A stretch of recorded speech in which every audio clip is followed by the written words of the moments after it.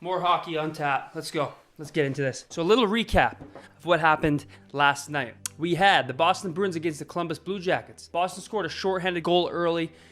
It was looking as if they were not going to get a puck past Sergei Bobrovsky. Shorthanded Noel Acciari on the 2-on-1. Well, it was more like a 2-on-2. There's a Columbus guy trailing behind. But on a 2-on-1, just snapped it far side. And we saw Boston go up 1-0. They held that lead for quite a while. And then we saw Columbus with a beautiful tip-in by Riley Nash, tying at 1-1. And 13 seconds later, Panarin brings it up, slaps it off his fellow player through the legs of Tuukka Rask. Columbus goes up 2-1. I was heartbroken. Naturally, I'm cheering for Boston, right? I picked Boston win in 5 games. We saw Coyle and Johansson push the puck up. Johansson brings the puck up and backhands it towards Charlie Coyle, who snaps it low to tie the game with about 4.5 minutes left. The game goes to overtime, and then we saw the same duo that tied it. Johansson swings the puck through the crease to Coyle. An easy tap-in for Coyle. The Bruins win and are up in the series 1-0. So far we're good with who we're thinking we're going to win. On to the next game. We had St. Louis against the Dallas Stars. Now this is a series that I was talking about. I was more interested in this series than I feel like most people because of the variables that it depends on. The first point we brought up was, can St. Louis run through Dallas like they did Winnipeg? It was 1-goal game just like it was Winnipeg. And I know I said run through. And I guess I didn't really mean it exactly like run through Winnipeg, but they won decisively, and I think we can all agree on that. Against Dallas, St. Louis did a lot of the same thing. The second point I made yesterday was talking about Ben Bishop.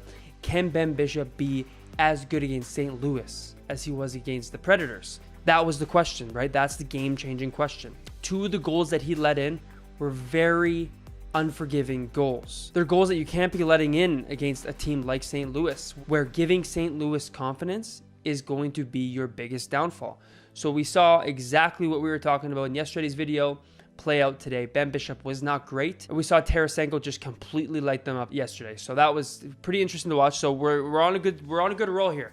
1-0, 1-0. I picked both series to end in 5 games. We'll see what happens. One thing I want to talk about just briefly, it's obviously everywhere. If you are on any sports media, apps, websites, whatever you're listening to, whatever you're watching, you've probably seen how the Sharks won against the Vegas Golden Knights. Now, if you hadn't seen it yet, you should probably go recap yourself, but I'll give you a brief recap here.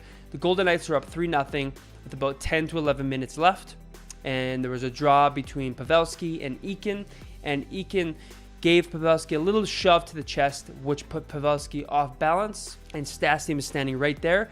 And Stastny kind of gave him a little shove on the way down.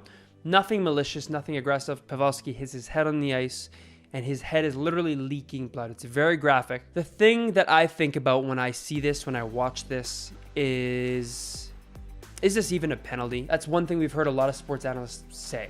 Is this even a penalty? You know, if it's anything at all, is it even a penalty?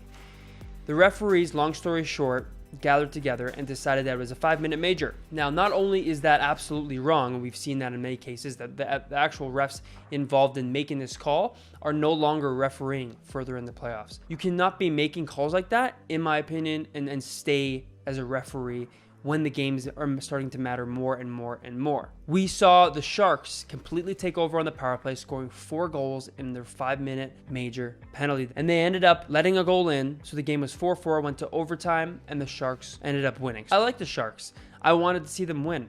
The way they won shouldn't have happened. Would they have come back down 3-0? Probably not, especially the way Martin Jones was playing all series long. I personally doubt it.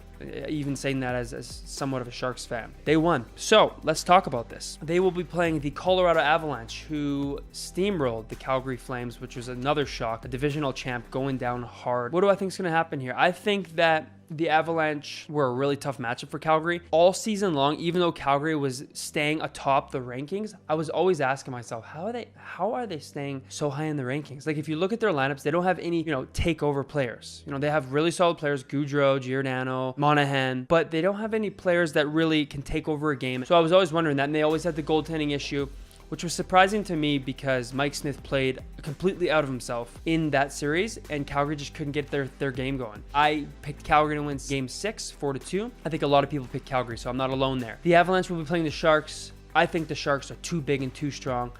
Martin Jones is the question mark, but I don't think that in the end he's going to be the biggest factor for them to lose this series.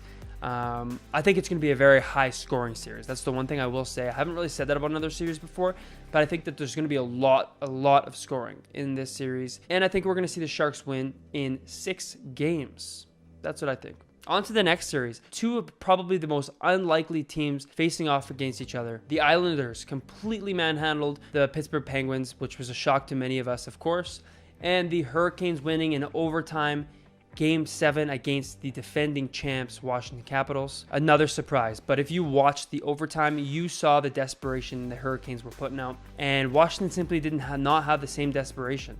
I watched the full overtime, and what you saw was the Hurricanes wanting to win terribly. You could see it in the way that they played. You could see it in the way that Peter Mrazek was stopping pucks. It was incredible. It was amazing to watch a team completely cut through in overtime the tired Capitals. The Capitals just looked very tired. So we have this series. This is a hard one, and I am going to say right now, this series is going 7 games. These teams are so evenly matched up against each other. Goaltenders are so evenly matched up against each other. I think we're going to see this one go 7 games, and I do believe, this is tough. How do you pick 7-game series against Justin Williams, Mr. Game 7 himself? But I'm doing it. New York Islanders are going to win this series in 7 games. Just the 2 games tonight. Round 2 is looking to be pretty good. I think my guesses and my predictions on these series are going to be a little bit closer.